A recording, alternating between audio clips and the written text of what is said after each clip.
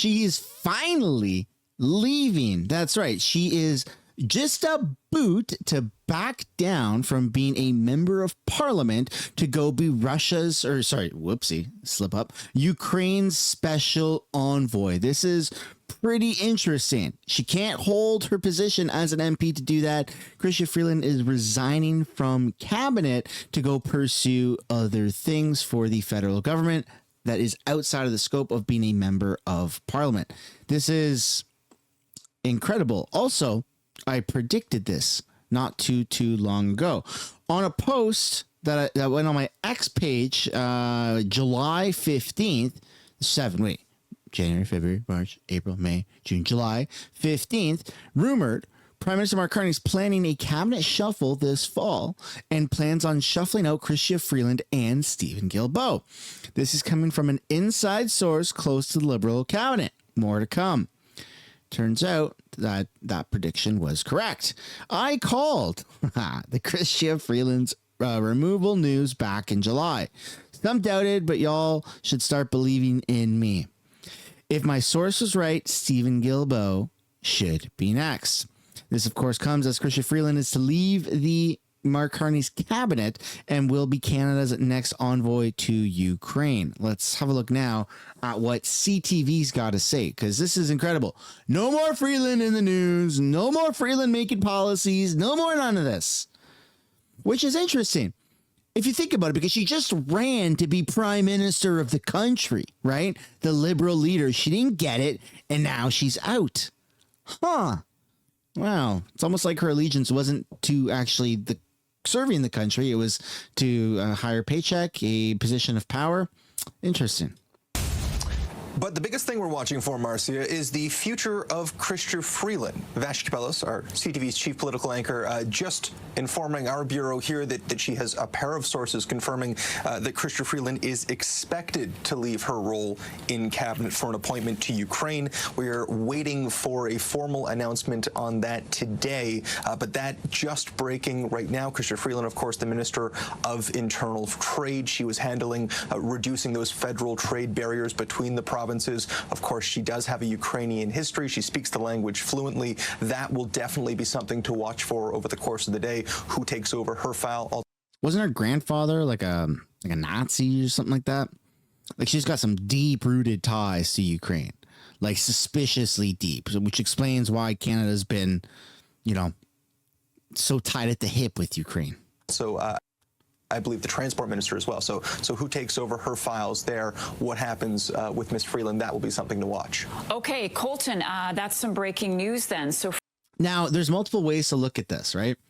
One of the ways I choose is Justin Trudeau's right-hand person, which was Chrystia Freeland, and one of the most popular, right? Not for the good reasons, but one of the most popular Liberal MPs is resigning after Carney's been prime minister for not too very long, right?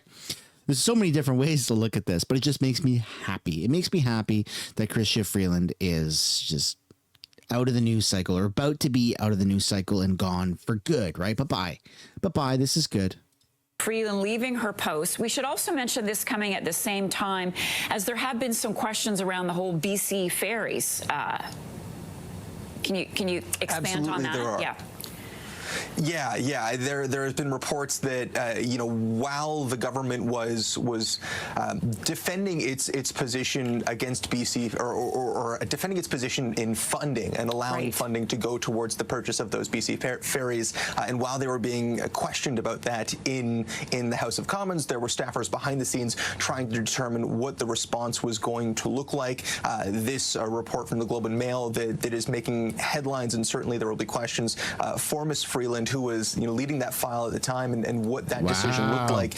The government has defended that position in the past, quoting the need for expediency here, but also the fact that there weren't any Canadian bids, that the next bid was more than $1 billion.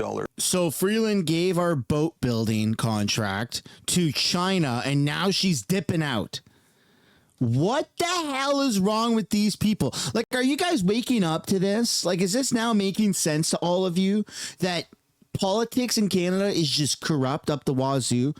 And it's not, I mean, there's a couple sides to this stuff too, right? The corruption isn't just like the liberals, but we're going to focus on the liberals right now. This is insane. She just gave a massive multi-billion-dollar boat building, ship building contract to China. And now she's going, okay, bye. I'm going to go be an envoy to Ukraine. What the hell is going on? And these people never get investigated. And if they do, nothing ever happens. No politicians ever get jailed. No politicians ever get penalized by the law. It's corrupt. It's corrupt. It makes me sick to my stomach. Higher than what was eventually funded, but certainly there will be some questions about the government's knowledge, how much it knew, when it knew, was it fully transparent, and in the decision-making process, was expediency deservedly prioritized over a Canadian component or Canadian manufacturing, even if that bid hadn't come? Was that the correct use of Canadian dollars? All of those will be questions for Ms. Freeland, and if she does leave that file, then certainly for the incoming transport minister. Okay, Colton Prill with some breaking news from our Ottawa bureau that Chrystia Freeland is leaving. It's sickening. I mean, don't get me wrong. I'm glad that Freeland is leaving, but it's sickening the level of corruption that this runs. Like, this is so gross, right? She should be investigated. Her assets may be frozen while the investigation is happening. That would go full circle, given that she advocated for, your assets to be frozen when you donated money to the trucker convoy.